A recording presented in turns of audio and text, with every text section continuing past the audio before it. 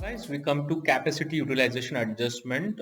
As you can see here, capacity utilization adjustment is made to account for difference in the capacity utilization between the parties. Now, let me just tell you one thing that previously this used to be done when the capacity utilization data of the related party was available. So at today's point of time also you can do that, but in case if under that annual report the capacity utilization of that comparable company is not available, you cannot go ahead and do that.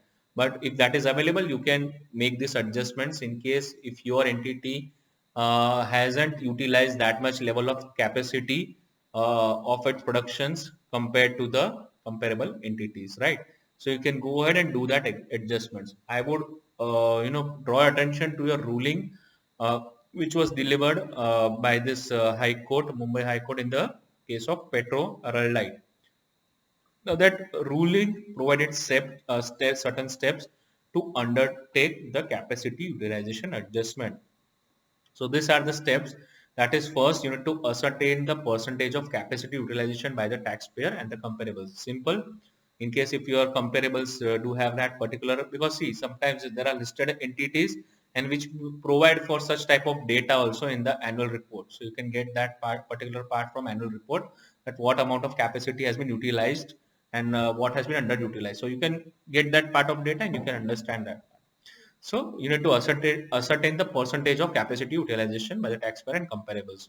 You'll arrive at a percentage, right? Then give effect either positive or negative to the difference in the percentage of the capacity utilizations of the taxpayers vis-a-vis comparables one by one in the operating profit of the comparables by adjusting that their operating cost. So you need to look into that entire cost structure of taxpayer and comparable entities, and then appropriately you have to adjust that cost value.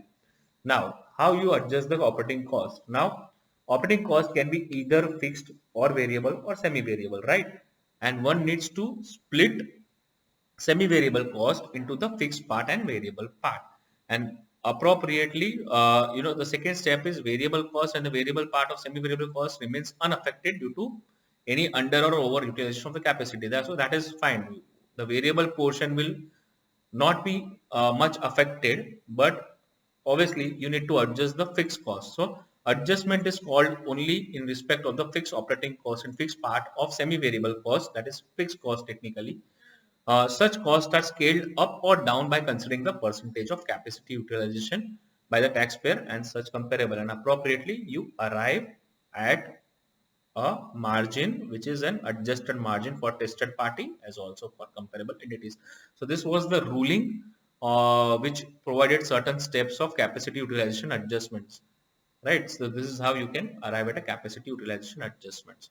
Now we move ahead to the depreciation adjustment. Now the depreciation adjustment says for it is undertaken when there are huge differences due to difference in policies being adopted by the comparable company and tested party. So for example, comparable companies adopting the WDV method while tested parties adopting a SLM method.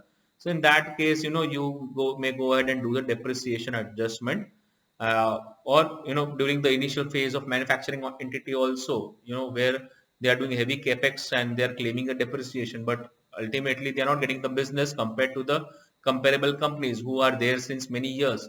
So at that point of time also you can do the depreciation adjustments. Technically you need to deduct that depreciation values from the operating margin and you have to arrive at a operating margin. This is one of the way through which you can do that. The other way is, you recompute the asset value by one of the method which is being adopted by tested party or either by the comparable company, and you adopt that method in the tested party's operating margin computation, and you arrive at a operating margin, and then appropriately you compare that.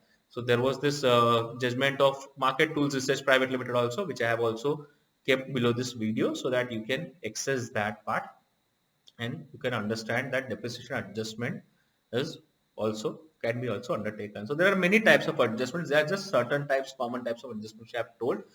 During COVID times also, people have done this COVID-19 adjustments also. That was on account of capacity underutilization. You can say that some of the factories were closed down or were closed for that particular period compared to the other comparable companies for a longer period of time. So at that point of time also, there was this adjustments which people were uh, you know taking up. So these are certain types of adjustments.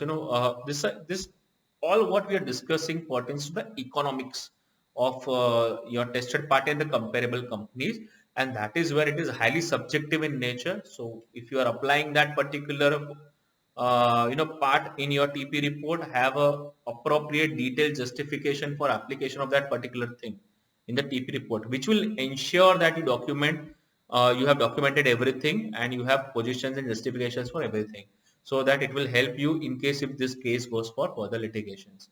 I hope this entire thing clarifies. I'll catch you in the next video when I'm going to discuss the final part of this entire economic analysis, where we are going to sum up entire economic analysis, and we are going to understand that how we present this entire economic analysis in TP report, and there's a template also for that which I'm going to share with you guys. All right, this is the last video.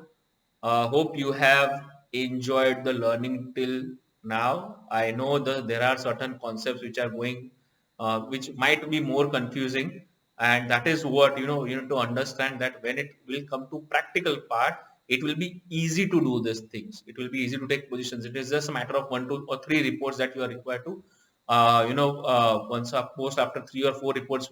Once you prepare that 3 or 4 reports analysis, then it will become very very easy for you to go ahead with the transfer pricing practice fluently, right? Obviously it will require more and more practice and more learnings as well, but these are the fundamental concepts under transfer pricing that what we are studying, and I hope I have made them easy for you to understand. I'll catch you in the next video when I'm going to present the entire economic analysis in a TP report, how the entire thing is presented in a TP report. Catch you in the next video. Thank you.